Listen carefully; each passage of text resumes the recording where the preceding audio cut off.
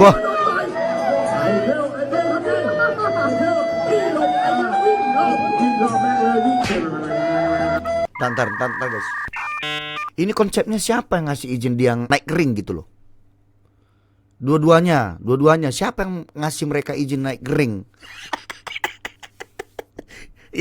Apa sebelumnya itu pas pendaftarannya nggak ada dibuat ya macam kualifikasi atau persyaratan supaya bisa naik ke ring itu gimana gitu loh? Mulai dariไอ้ตัววิ่งไม่ได้ให้บนไว้เหลือตัวบอกวิ่งบนไว้วิ่งแล้วตัววิ่งเอาจนเอาจนสาธิต Jadi mohon maaf ini guys ya, ini bukannya maksud kita mengejek ya atau bagaimana lah.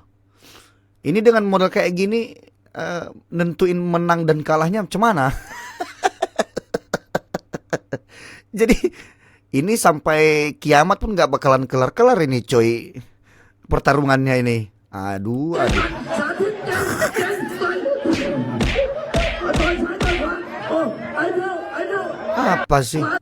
Lombok lah dapat duit aku. Ini pasti bukan di Indonesia coy. Coba baca komentar guys. Dosa ditanggung admin. Beh. Udah dan lanjut.